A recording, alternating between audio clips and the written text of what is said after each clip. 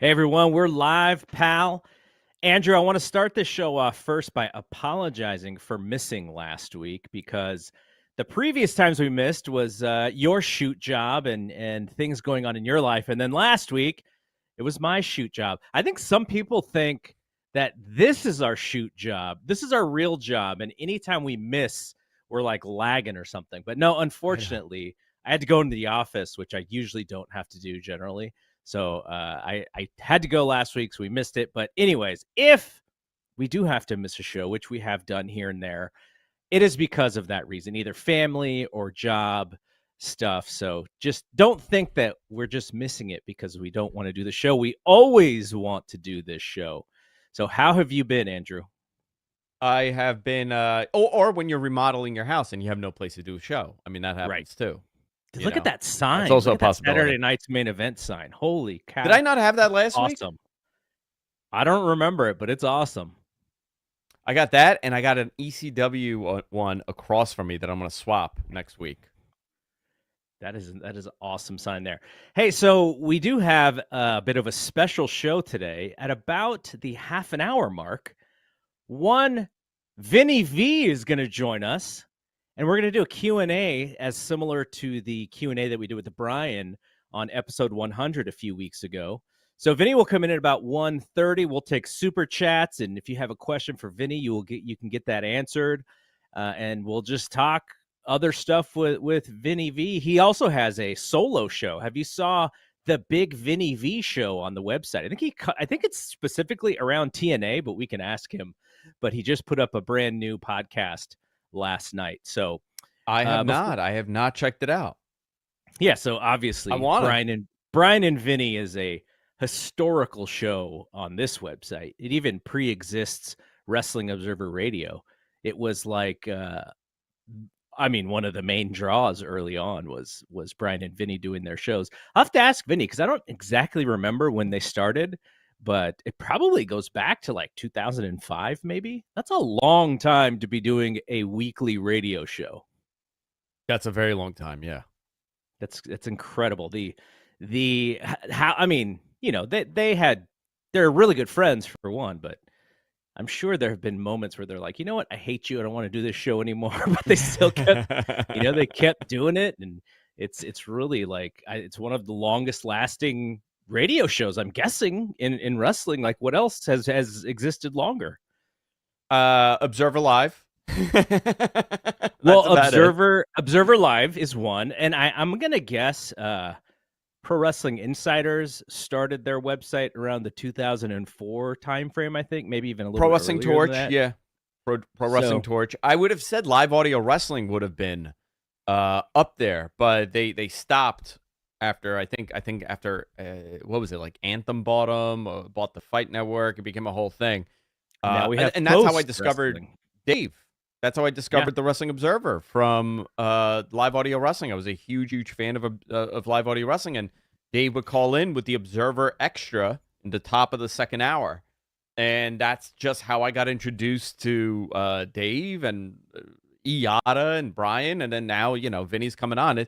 It's amazing how certain people have lasted this long, because this is not a, 20 years, 15 years is not something people do when it comes to podcasting. It's fairly a new venture, and most people that duck out after a couple of years. It says a lot about what Brian has done and what Vinny's done. Yeah, I'd read a stat, and this is years ago, so that stat may have changed, but there's like some rare percentage of podcasts go beyond like 10 episodes or something. Like, it's like there's a point in time, like a small number, where a lot of the podcasts just die. And there's so many out there now. I'm sure that information has changed. But how many movies, by the way, do you think Dave missed 20 minutes of to duck out and call Live Audio Wrestling to do his extra?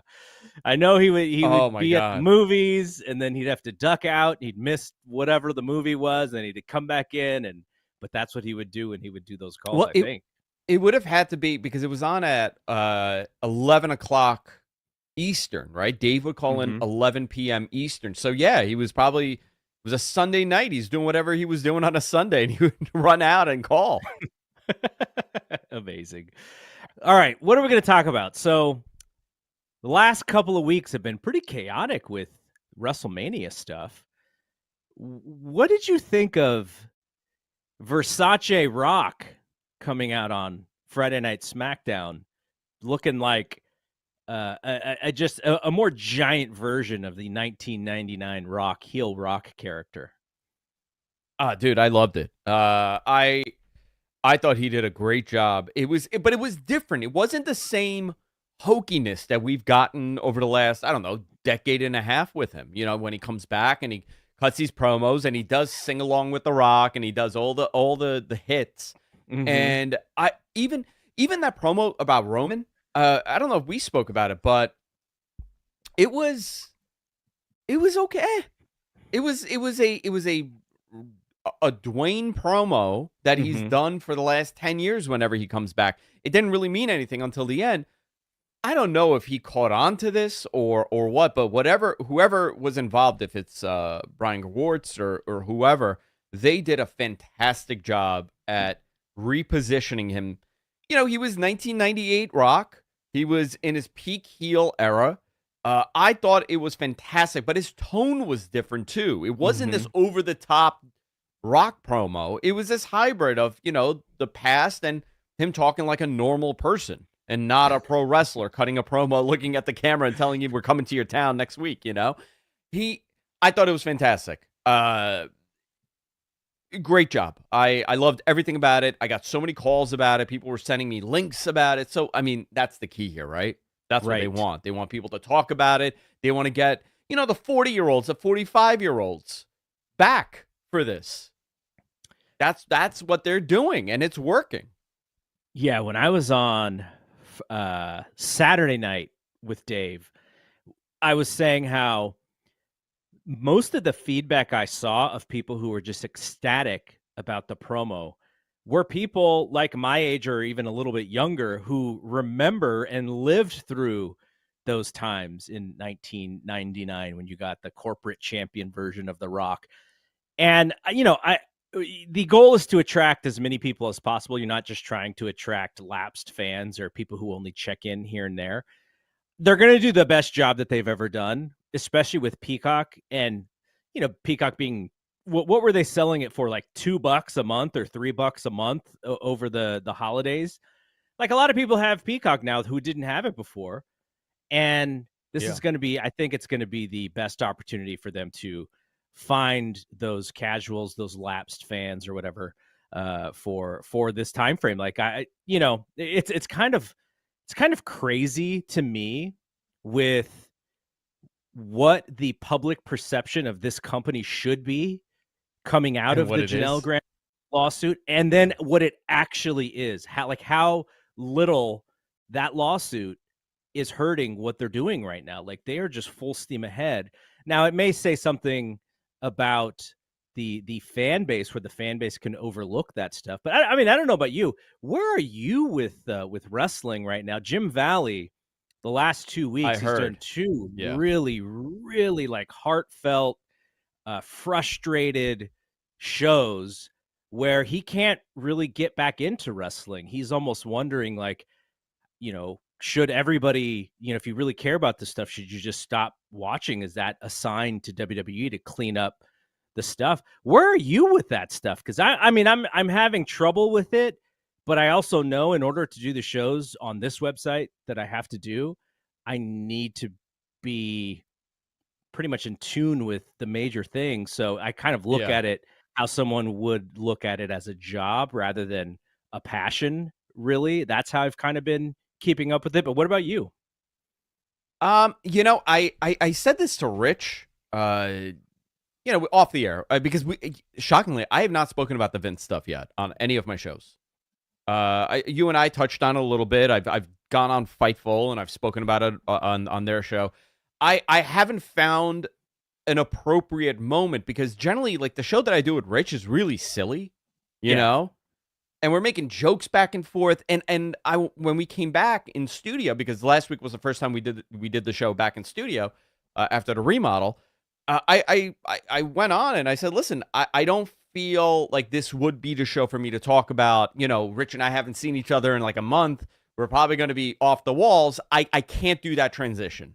But where I'm making this off-color joke, and then I'm talking about Vince McMahon's very serious sex trafficking and sexual abuse allegations. It's just I can't do that switch.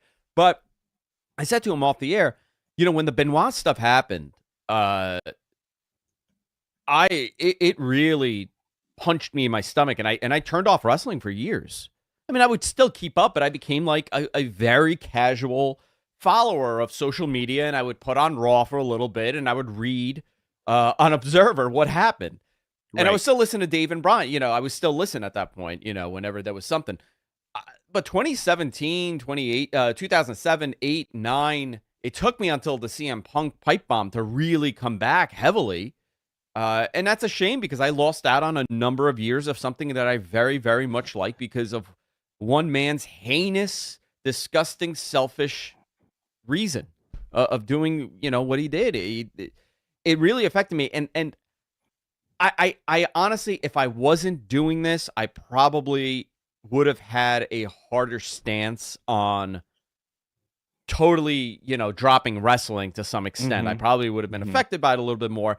But, this is my outlet. This is my therapy. I love talking about wrestling. And unfortunately, there are going to be terrible moments that happen, and it'll happen again because it's entertainment at the end of the day, whether it's someone passing away or God forbid, something like this again.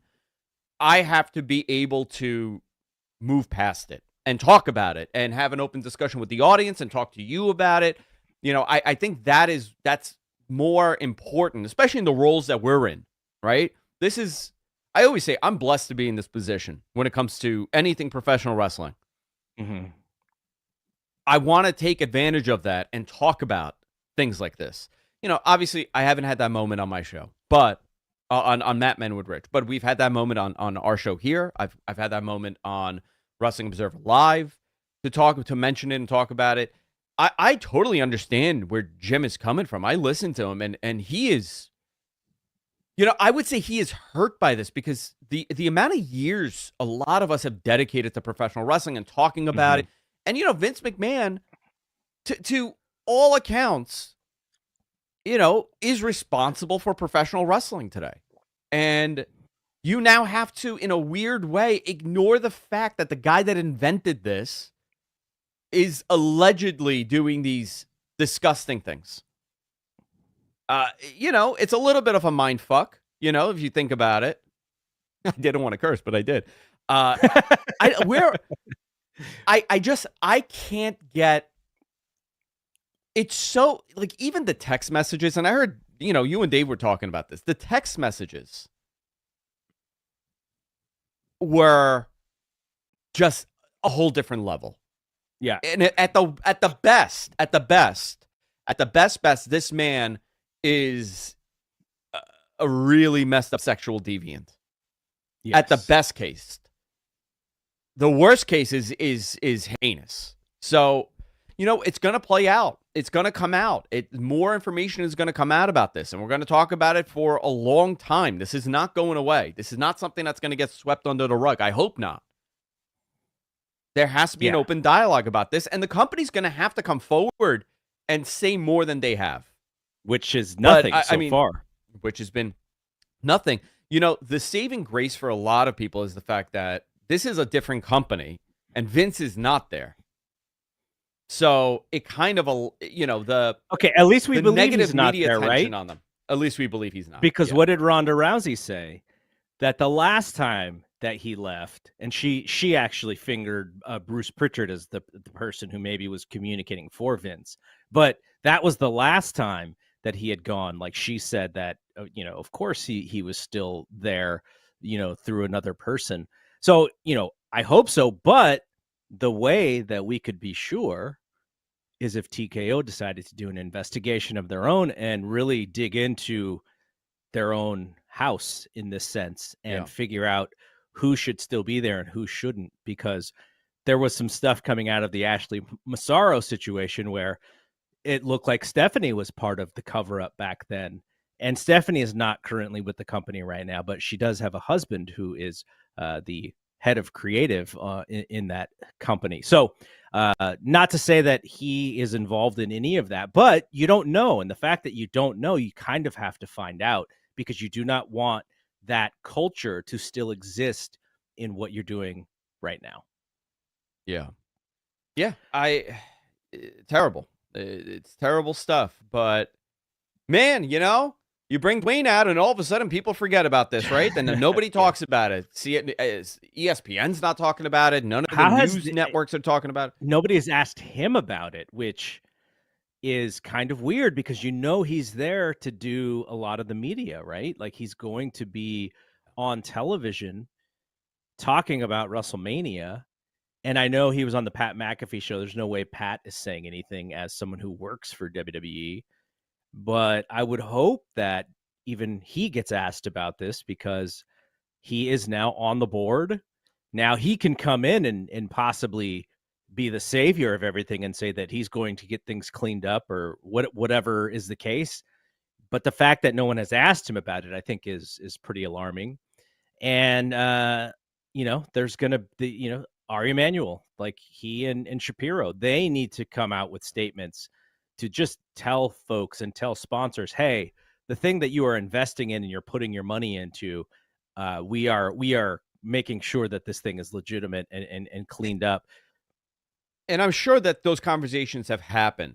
I'm almost certain of it. When we saw the Slim Jim ad get pulled and come back and Vince stepped down, I think they went into, I don't want to say a lot of stuff that I was told there, but I know that they went into, DEFCON 1 levels and tried to smooth everything over and saying, listen, this is not a Vince McMahon company. This is an Endeavor company. We're not the same company. We hold people accountable. I mean, they did the typical corporate spiel. Let's see. I hope it is true. I hope they do hold people accountable. I hope this is a very different company.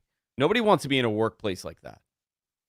All right, we got about 10 minutes before Vinny V is going to come on with us. Ultimately, with Elimination Chamber this weekend, it sounds like they are still building to this tag team match that I think a lot of people think is happening, this rumored tag team match of Roman and Rock against Cody and Seth, because Cody and Seth are on the Grayson Waller effect on the Elimination Chamber show. So I imagine if we are going to see a tag team match, they're going to at least start setting that thing up on Saturday, you think? I guess everybody's working twice on WrestleMania weekend except for Dwayne. Yeah, that is kind of weird. It is weird. I just, Seth man. is. What do you do? God forbid something happens on night one. What do you do with your main event then? No, I mean, I'm with you. I think what they would do is they would try and tape it up and still do it anyways. But Seth has got a bum knee. The Rock is, last 2 times he's been back, he's gotten injured. And that was a long time ago. You're talking, WrestleMania 28 and 29. Yeah. And, Roman very so rarely wrestles, and Cody is the workhorse of all workhorses, so he's constantly wrestling. But yeah, it's something that, I'm sure they're crossing their fingers about. But let me ask you something. Let me ask you something about that, okay? Because we've heard the narrative shift a couple times. First, it was, well, this is all part of the plan. Then it was a pivot, obviously. Where do you fall in this? Because this definitely looks like they pivoted. This was not the long-term plan. Because why did they have Cody come out and bow out of WrestleMania if this is where they were going to go? They could have done all of this just without that little thing that they did there. I would suggest that if people are wondering about this, go read Dave's lead story, or not his lead story. The Massaro incident was his lead story, but the story surrounding the machinations behind what's going on with this main event. Because according to Dave's story, they were going to go with Rock versus Roman, and then when they heard the boos, they pivoted because The Rock doesn't want to get booed unless he's a heel. He did not want to get booed as a baby face because he has a reputation as an entertainer, and his actual job is to sell tickets to movies that he stars in. And you're also setting up the program for failure. When that happens, right? You're telling me Well, he's a good yeah. guy, I should be liking him, and then I'm booing him. It sets up the whole program to failure. So Unfortunately. it sounds like this is very much driven by him, though. It sounds like he's like, look, let's give them the Cody and Roman thing, and I'll still be involved, but we will lean into the heel run of the bloodline. So that sounds like it was the pivot. But also what Dave wrote is like, there's lots of stuff going on behind the scenes that are probably going to play out in the storyline. And I'm assuming he means the Triple H versus the Rock dynamic that they have instilled in this. So that is, that is a really interesting story to tell about how we're getting to WrestleMania. And you would think, and this is really like, if you think about The Rock coming in, this is a little bit of probably got to be screwing with his head, is the 2 times he came out to just get a sense of the crowd. The live crowd cheered him tremendously. So I'm sure he's like, okay, like they definitely want to see this. When he did that head of the table line at Raw, and the crowd was like, whoa, he probably figured, okay, like this is a go. But then with Cody also telling this side B storyline, it just all of a sudden made Cody the absolute underdog who's getting screwed by the big boss. And then that created the dynamic that they had. So yeah, I mean, I don't know if this is necessarily the best thing to do. I think in most wrestling avenues, historically, they would have still pushed forward, but it does sound like it was pretty much Rock's decision, I'm sure with input from other people, to change it in this direction. Yeah. Yeah. Listen, and I thought it was great on Friday. They did a great job Friday. I thought Monday, that match between Drew and Cody was fantastic. It was as close to a pay-per-view level match you could have on television. I was shocked to see Cody eat that pin. Were you shocked that he lost? Yeah. Yeah, but it was a good shock. It adds more to the story. And I think Drew, and here's the other thing. And Drew's been, this run of Drew has been fantastic too. I mean, everybody's getting positioned better, including Seth, which I thought was doing the goofiest stuff. And I love him. He's fantastic. He's great. He's great. And he was doing something, that was insane. He looked like a clown coming out there. He was having fun, and he's laughing, and he's joking, and he's screaming. He's shifting too a little bit. I think overall their TV has shifted astronomically. Did you see that incredible one cut shot they did of the ramp last night?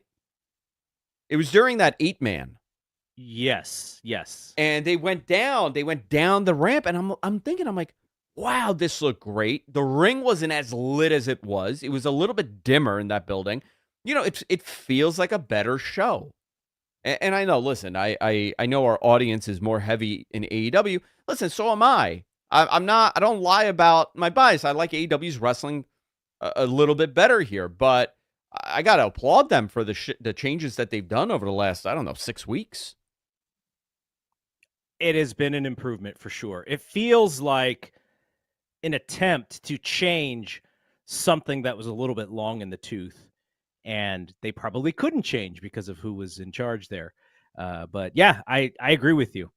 It looks like we do have one Vinny V on a couple minutes early. John, do you want to patch Vinny V in? What's up? Hey, well, hello everyone. Vinny. How you doing? It's me. It's Big Vinnie V. Hey everyone, how are we doing today? Pretty good.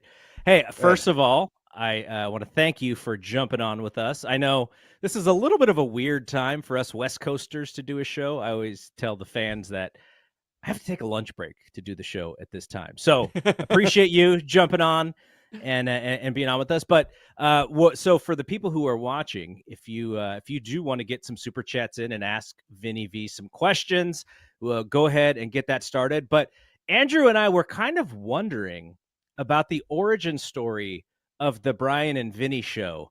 And I'm trying to remember, because I was a member of this website starting in, I want to say May or June of 2005. And it wasn't much longer after Brian had actually kicked off the website.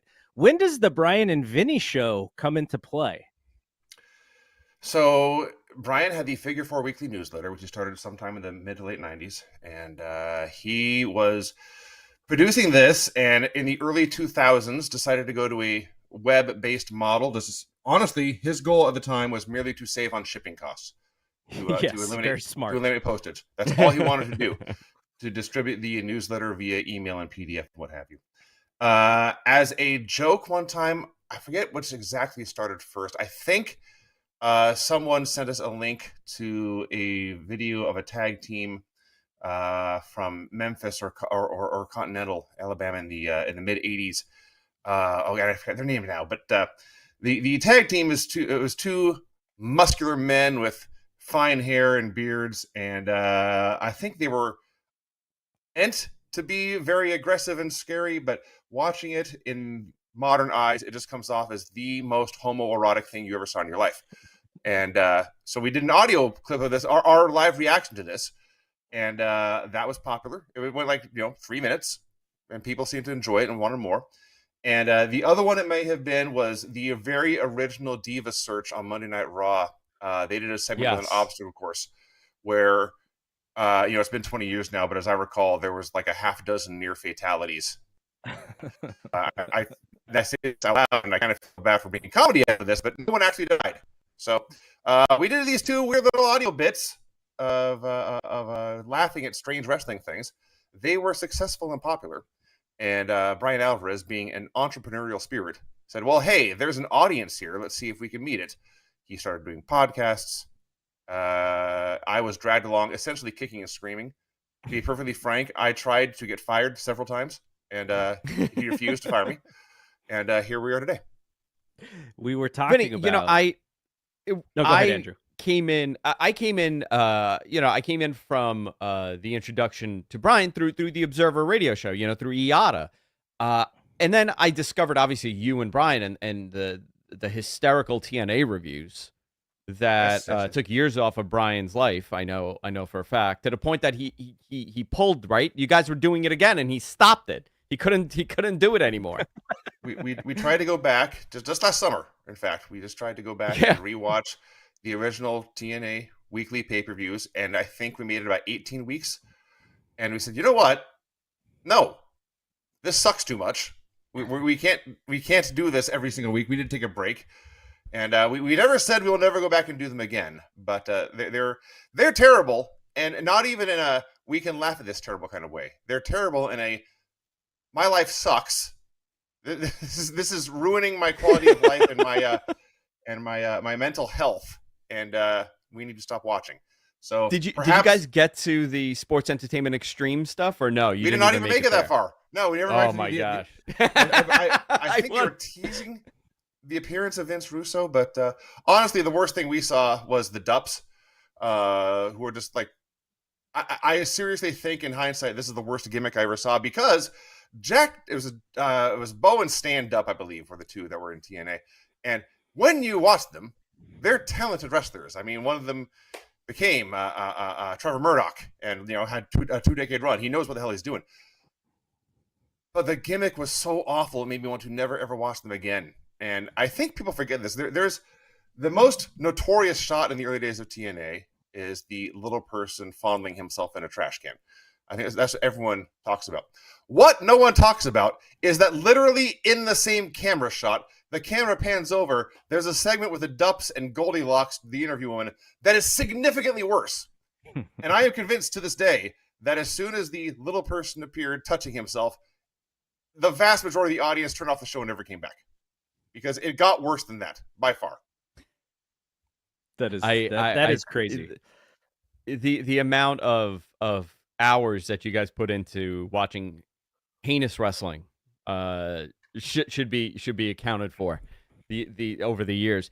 I've always been curious, because you guys still outside of the funny stuff, you guys do your reviews. You guys review NXT and you guys review AEW every week, and I've always, that's something that I'm terrible at doing, and that's reviewing shows. I've always wanted to know, and this is my question.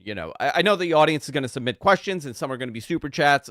We have a couple of questions here lined up. I encourage everybody to do so. But my question is, what is your process of doing these reviews? When you sit down to watch the show, how do you How do you watch it? Before I answer that question, I do want to clarify something. The tag team that we reviewed the video clip of to begin with all this, the New Generation was their name. It was Johnny Wilhoit and Brad Batten in the CWA in 1984. So if you'd like to, the clip is out there. New Generation Brian Vinny. You can see how all this match started. How do we review shows? I simply just watch down, and it is, I've been doing this now for coming up on 20 years. I pretty much just open my notepad and I start talking about what I see in the match that is notable or exciting or interesting. I do have a slightly different viewpoint. There's a lot of people out there who have watched wrestling for a long time and paid attention. I did attempt to become a professional wrestler. I went through training. I learned how to hit the ropes and take bumps and mostly tear down and set up the ring. That is what I did for the most part. I was certainly quite horrible at it, and there's a reason you've never heard of me or seen me or any of that stuff. But if you dig really, really hard through the catacombs of the interwebs, you can find some of my terrible, terrible stuff out there. But having that viewpoint, I think, does help me know a different outlook on what's happening in the ring. What is hard, what is difficult, what's not as hard as it looks, what hurts more than it looks, what hurts less than it looks, that kind of thing. So I know, what I'm looking for. I look at it through the viewpoint of someone who has tried and failed to do this, but tried nonetheless, and kind of knows what the goal should be. But it's like I said, I just open my notes and type down what I see. And there's sometimes, Young Bucks matches in particular. We call them party matches because you'll start taking notes on what they do, and you'll look down and you've written 75,000 words and you're 5 minutes in.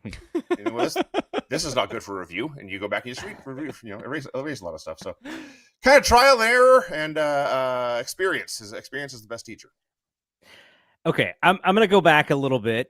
I'm sure there's a lot of audience members who don't go back quite this far, but there was a time when you and Brian had a match that came out of donations from the F4W Empire. I don't even remember the premise, but it was like, if you guys can get up match X number of money, then we'll have this match and we'll video it. Buddy Wayne, Nick's father, was involved. Young Nick is seen in the Battle of the Empire running around the background. He's like 3 or something. Yeah. And you guys do like a whole build. There's interviews, there's weigh-ins, and it's just me thinking about that as someone who's been on this website forever. Like I remember it like it was yesterday when this thing happened. Do you have any new fans or maybe new subscribers reach out to you guys and wonder about this, the origin story of this entire Battle of the Empire? It's been a while. Since anyone's brought it up, asking questions about it. Sometimes people just tell me they enjoyed it, which is nice to hear. But that story was, again, it was the infancy of the website. We had, I don't know the exact numbers, but maybe a few hundred listeners. So it was much smaller than it is now. At least the listenership was. And someone brought up the possibility of doing a match as a joke, and we threw out a number out there, which in my mind was simply, I threw out a number that I thought was so large that it would never get met.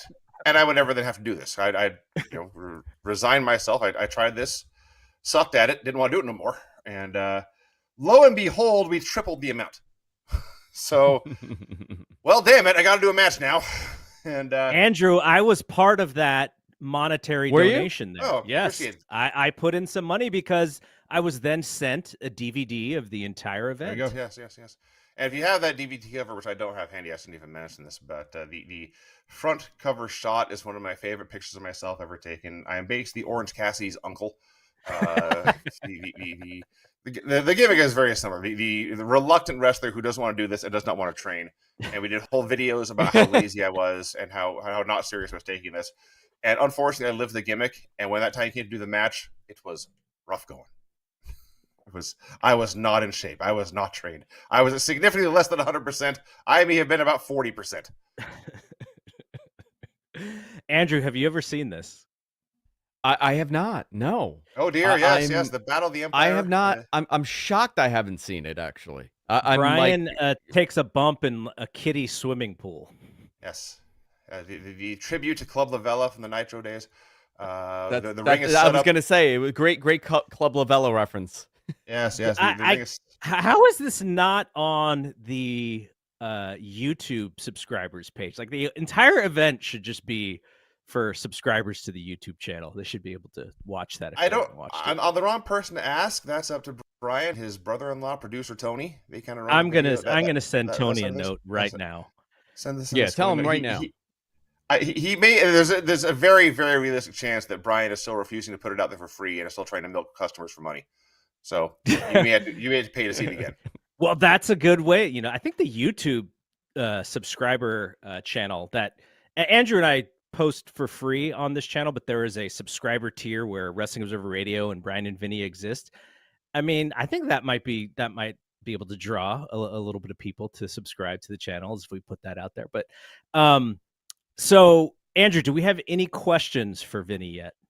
Yeah, I got a bunch of questions here. I bet you do. Here's one. Let me see. Is this how I do it? Here we go. Do you regret losing the hair match? I regret almost everything about the hair match. When Brian was a much better wrestler than I was. That's for sure. He's actually a trained athlete and gymnast for years and all that kind of thing. And I was just a big clumsy oaf. But we did a build to a hair match, and suffice to say, everything that could have gone wrong went wrong. We were the booker was screaming at us backstage, I believe before the match started, because we didn't do the entrance even exactly the way he wanted. That threw us off our game. The match was terrible. We were still and frankly, it's been a long time since I thought about this closely, but most of the match we had scripted and planned out, and the script was a bad one, and the audience didn't react to it, and we did not go off that at all. So we had a terrible match. Now we're in a rotten mood. We go to do the actual haircut, and the clippers aren't working. I think when I left, they never do. I think when we left the ring, I probably had longer hair than I do right here on this video.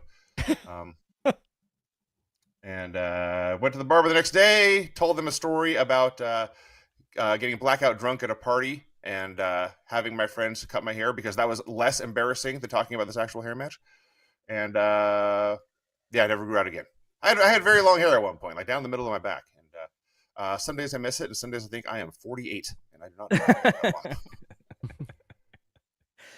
I see a Deion Sanders jersey behind you. Yeah, go ahead. Well, you mentioned, training for wrestling, and that's a little bit of a blueprint for you to be able to cover wrestling. Now, I know you're a football guy as well.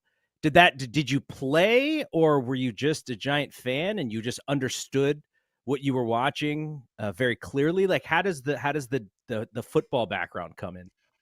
I played in my through my sophomore year in high school. I did not play as a junior or a senior.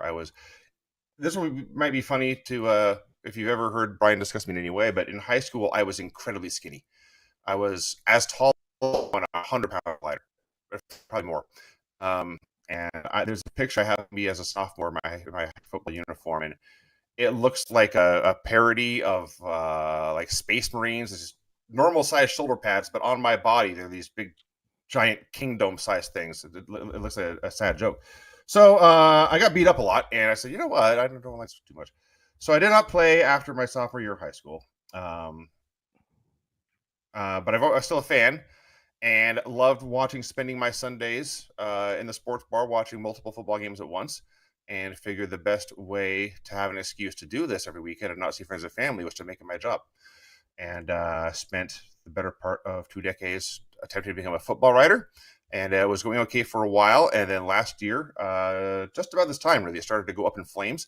If you could all check out Mike Tanier on Threads and Twitter, and he wrote a story for The Defector on what happened in the various newsrooms he worked for, including Football Outsiders, and how it was incinerated by those in power.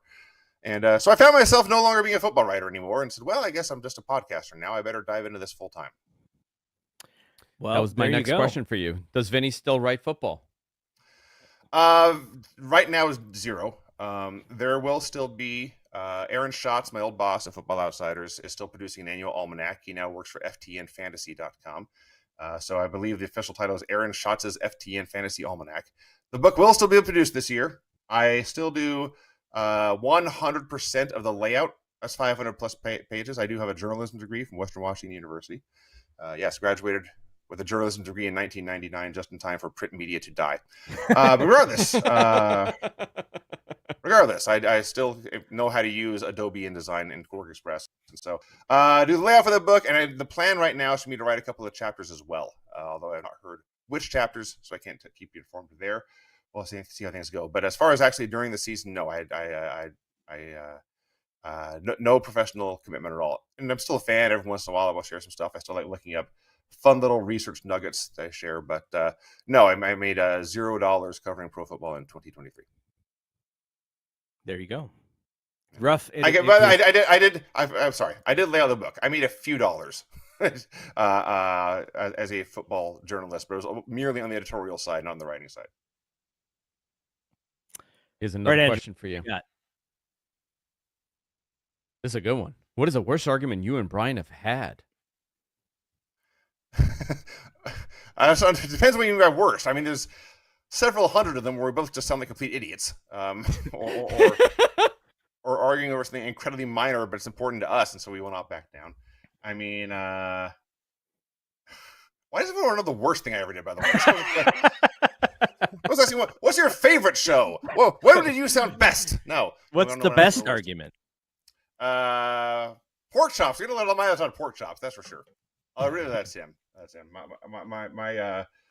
My food-related hill to die on is that there is no such thing as boneless chicken wings. There is chicken wings and there's chicken nuggets, and there's nothing in between. That's but no one seems to care about that as much as they care about Brian Alvarez not liking pork chops. So here's a $4.99 from Cadillac Carson. I don't know how I can't turn this one off. That one must be pull for that you, one up, Andrew. I didn't pull it up. There we go. Oh, there you go. Oh, okay. So our producer's doing it because he gave up on my ability to click the button. It's literally what just happened. John got fed up on how long I'm keeping things on the screen and not keeping it on the screen, so he took over, which that was my plan all along. Vinny, what is the worst match you have ever reviewed? Easy. Not to be mean to the participants involved, just for answering. Thanks, just for answering the question. Thanks. Oh, I'll answer the question. I'll be very mean to the participants involved. They deserve it. Rebel versus Shelly Martinez in TNA. Yeah, it's offensive.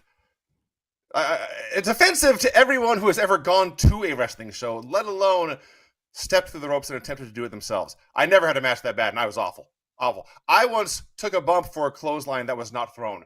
And I assure you, I was a better wrestler than you saw in this match. It's appalling, and I don't mind being mean because I don't think they were actually trying. And if they were trying, they were clearly on some very powerful mind-altering substances. But if you've never seen the match, the most memorable, far from the only problem, but the most memorable spot is Rebel locks Shelly on the mat in something similar to a banana splits. It's a groin pull submission hold. And I can't believe I'm even going to repeat this, but Shelly Martinez, a grown woman on a pro wrestling show, begins to scream, "My vag, my vag." And the ref is so taken back, he says, "What?" And she says, "I said my vag hurts." And it goes downhill from there. But, there was a plancha through the bottom rope that didn't work out either. That is what I remember from that match. Yeah. There is a dive. I think it's Rebel. If it is not Rebel or Shelly, I apologize. But it doesn't work. And yes, the diver never actually makes it out of the ring and is left hanging in the ropes like a pair of tennis shoes thrown over a telephone wire or something. And if you go back and watch this, you'll see it the first time. Then go back and watch it. And there's like 8 or 9 people in the crowd, and take the time to just watch them one by one, because there's one guy who's clapping and he just freezes. And there's one guy who's watching and he sees the dive going up and simply goes like this. He's so embarrassed for himself to be there. It is a crime against sports, entertainment, art,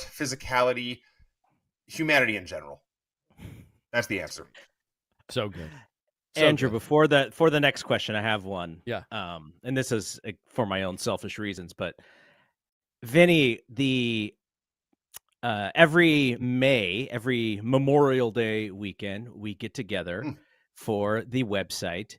and the origin story of that, from what I remember, surrounds Ed in San Antonio inviting Yes. you and Brian out to Vegas. What is your recollection of that story? No, that's true. Ed was a listener. One of the 50 he had, and Ed said he had planned a party for his friends in Las Vegas, a get together for his friends in Las Vegas. He had already booked all the rooms and set aside. He's going to buy everyone's food, and his friends they fell through. They couldn't go, and so he invited Brian and I. And we're like, "Oh, that's not scary at all." A stranger inviting us to meet in the desert, a place literally called Sin City, and nothing bad can happen.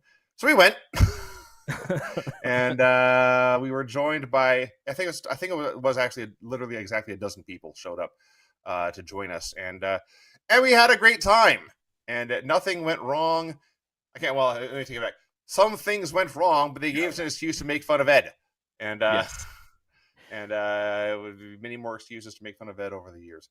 So we did it again the next year, and the next, and the next, and it has been, coming up on 15 years or so that we've been doing this. And the plan is to go back this year, Memorial Day weekend in 2024.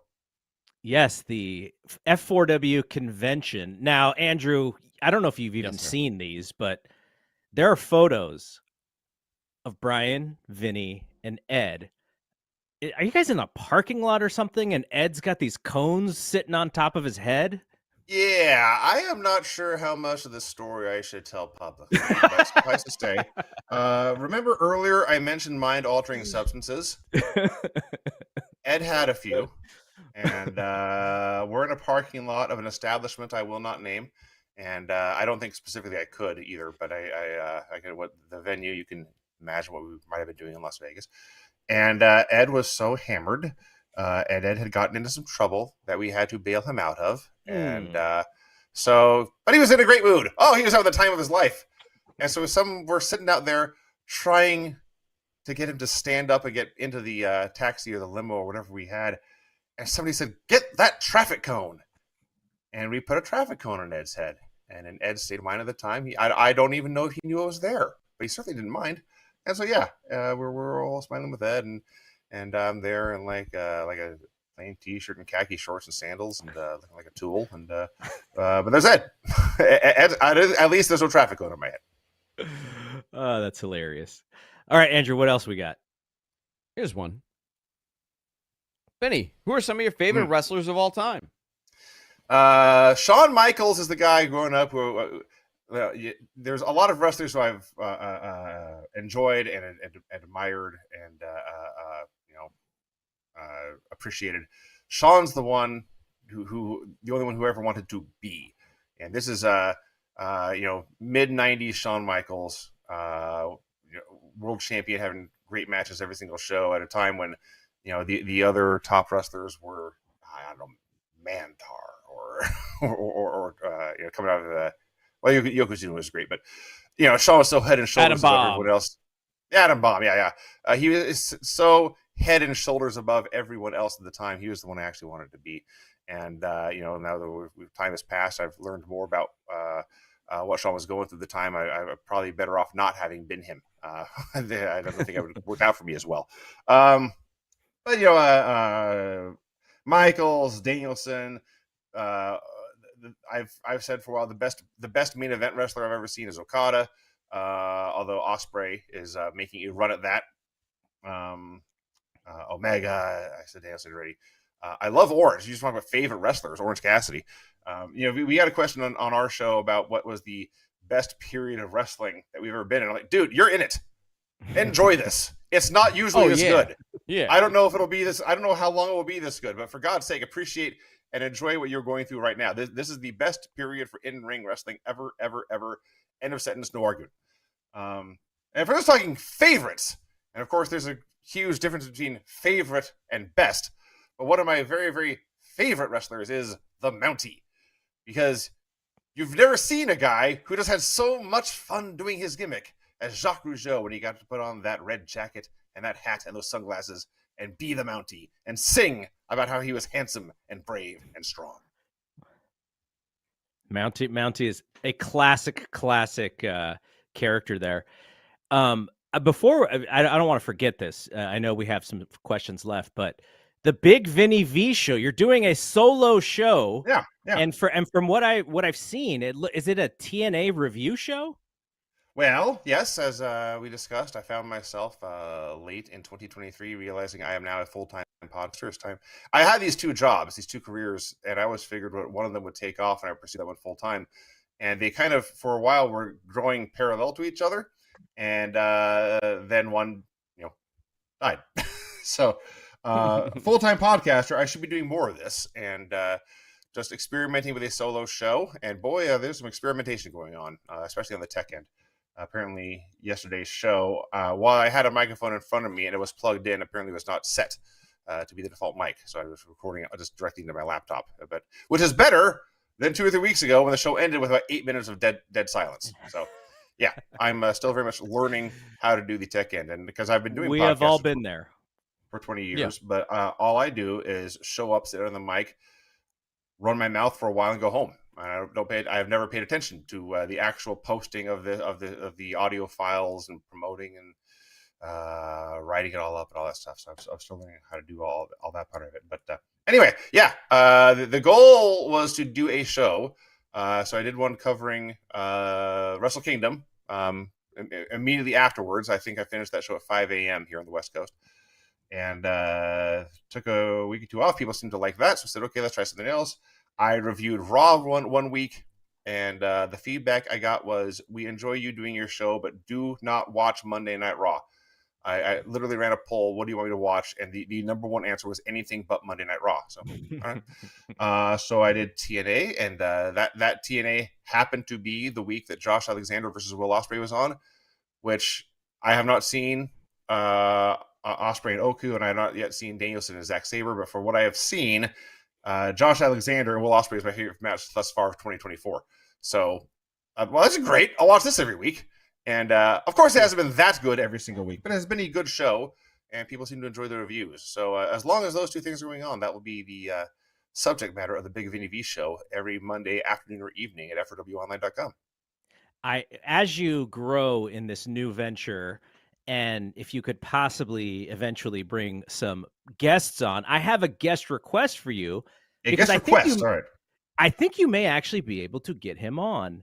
Now, in 2019, when AEW was first beginning, they ran a pay-per-view, Double or Nothing, and Dave and I went out to the ticket party. They had like a presser.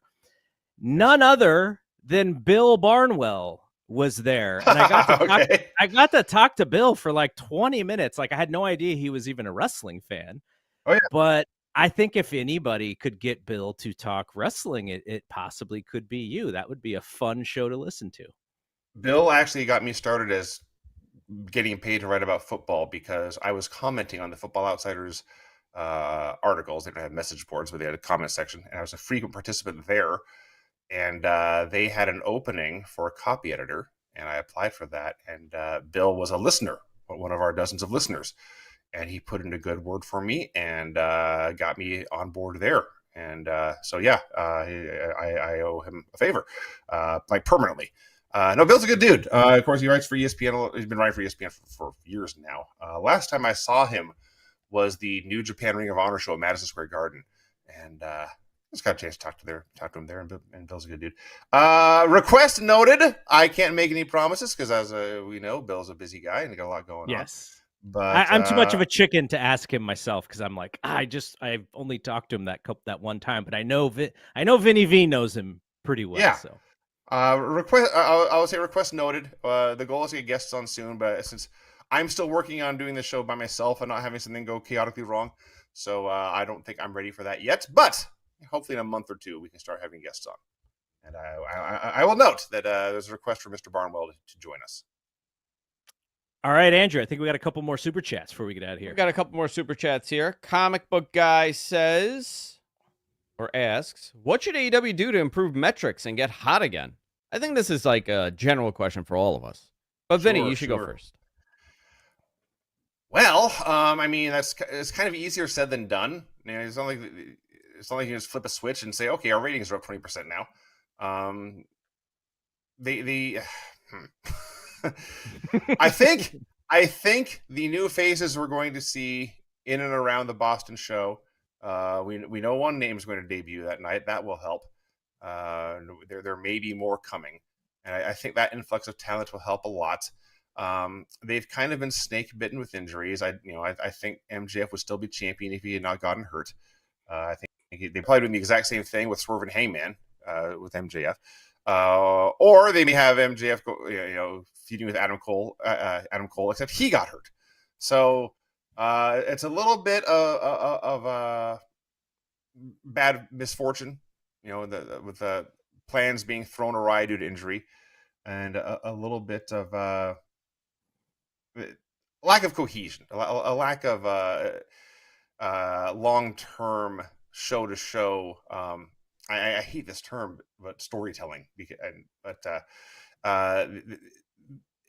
Each episode feels more like a self-contained thing than part of a larger theme, a larger plot going on, and it would help them a lot more if they could, each episode should leave you not just happy about what you've just seen, but looking forward to what happens next, and they don't always do that. Yeah, I agree with him 100%. This is something that I've constantly been talking about. I like the idea of cliffhangers, or even, I know a lot of people don't watch Rampage, and we're starting to go there with Collision as well. But, reward the people who are watching every single show with continuous stuff. And I think, to me, the other thing is, if you have a person who gets hot, let's figure out how hot they can get. And the latest one has been Swerve. Now, I think Swerve at the end of 2023 was on fire, and I don't feel like he is as currently hot as he was at the end of 2023, because now they have to get him into a title match, and the booking there has not been as good for him as it was in the past. So I don't, that's a harder one, because you only have so many pay-per-views, and you have long-term ideas, and you can't just hot shot everybody who gets hot into that spot. But I would like to see them take advantage of folks who do get hot, and see how hot can Swerve get. Can Swerve be the top guy? I have no idea, but he does feel a little less hot than he was just a couple months ago. What about you, Andrew? I would say it's never one thing. It's a multitude of things. Obviously, Vinny hit the nail on the head. The injuries have been just from the beginning of this company's, I guess since Punk went there. Omega was hurt for a while. He went away, came back. Punk, again with Punk, there was so much turmoil happening and instability.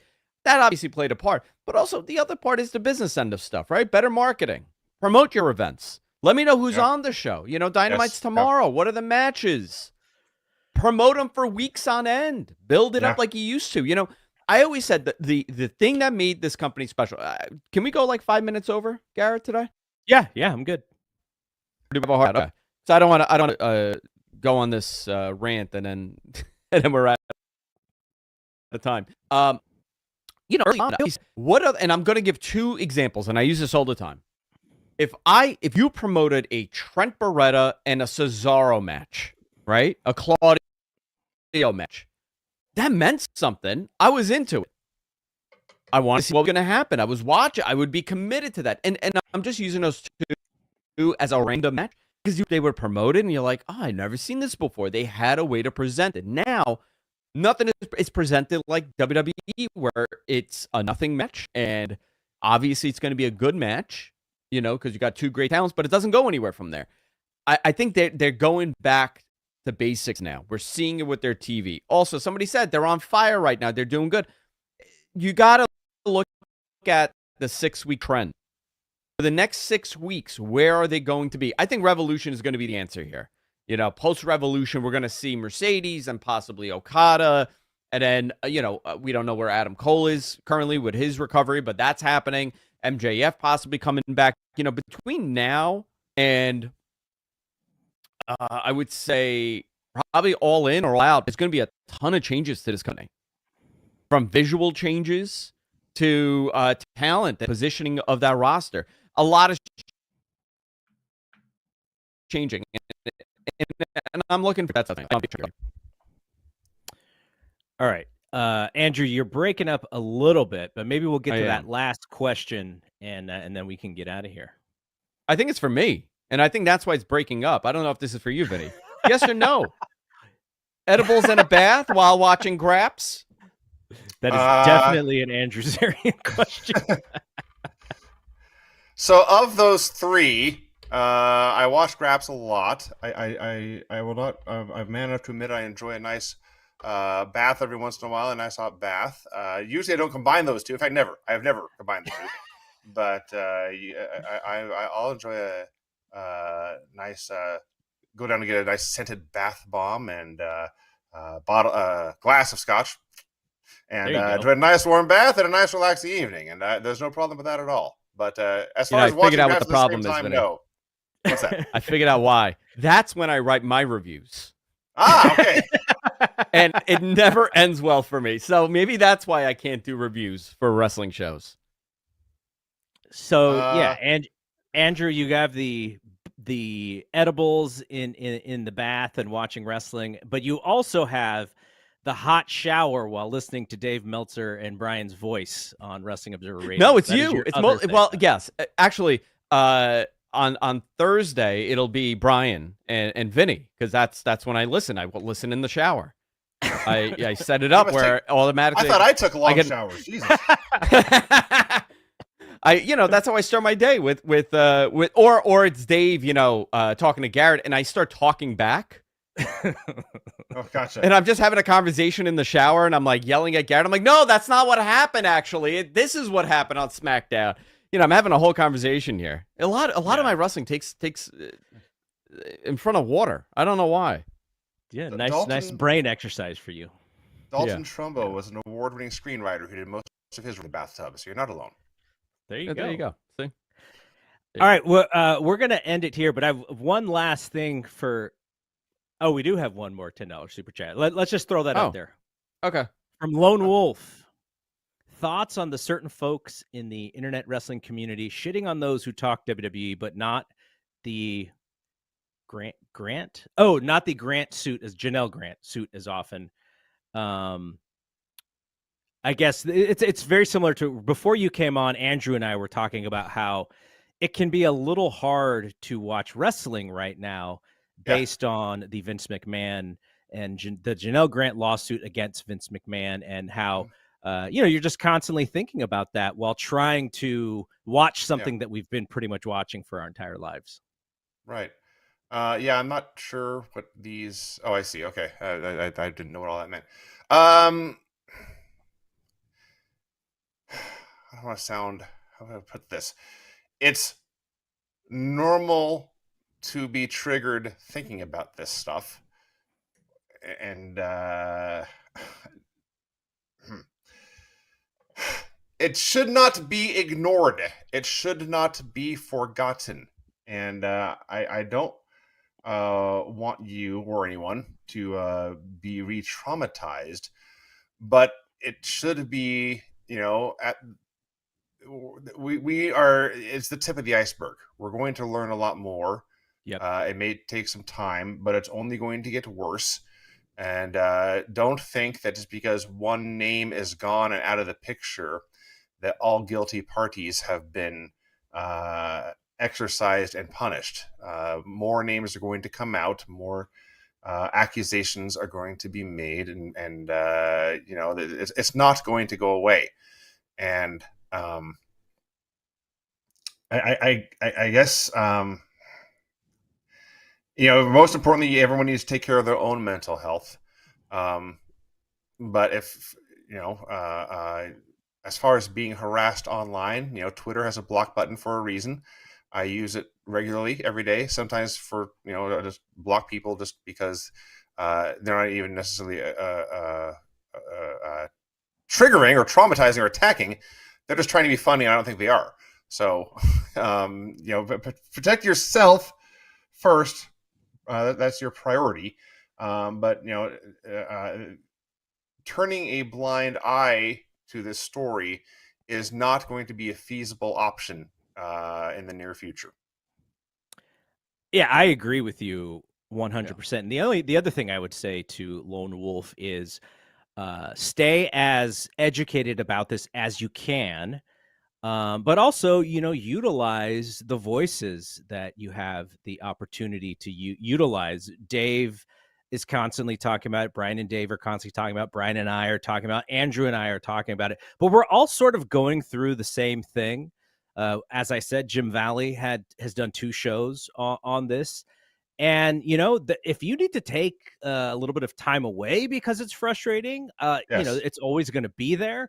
But at the same time, the people who are trying to dunk on you for trying to continue watching, like, that's their own deal. Like, you can deal with what you deal with. Peer pressure exists, but you listen to the folks who you respect. You don't necessarily have to get in these scrums of the Twitter conversation. It's why I'm not on Twitter as much as I used to be for that. The last place I want to have a conversation about something that serious is on Twitter. And we said at the top of the show. I mean, I brought up the fact that I hadn't addressed this on one of my other shows that I do with Rich. It just, some shows it's not the appropriate subject matter because of the way that the show is paced and the way that the show goes. I sometimes have a better time talking to Garrett about this stuff because we take more of a serious approach here on Observer Live when on Sundays, where I could take a more serious approach. But it is not going to go away. I think a lot of people think that if it's not being discussed as often as they want, it's going to go. It's not going away. This is going to be here for a while. There's more information that's going to be coming out, and we're going to continue covering it. You have to. That's your due diligence. That's your responsibility to the audience to some extent explain what is happening. The more people understand what's going on here, the more important it is for the business, for the industry, because once you put the magnifying glass on it, hopefully it goes away. But if you're not, if it totally gets swept under the rug, what changes? Yeah. And a final thought on this to try to get something positive out of this segment. 800-656-HOPE is the phone number for the Rape, Abuse, and Incest National Network. And hopefully if someone is listening to this, they can get some of the help they need. And, this is... There's a lot more terrible things going on than just pro wrestling. There's terrible things all over the world right now. And hopefully if you're going through something right now, you can get the help you need. 800-656-HOPE. All right. That is a positive place to end this. And I want to thank you, Vinny V. Check out the Brian and Vinny Show, of course, which is the Hall of Fame show of this website. And Vinny's new podcast, the Big Vinnie V Show, where he's doing some solo stuff. And you will get to experience with Vince kind of the, going through it and figuring the whole thing out on these early episodes. That's right. Get him on the ground floor of doing the solo stuff. And of course, thank you to Andrew for being here as always. Thank you. I am Double G. We will see you all when we see you. Peace out.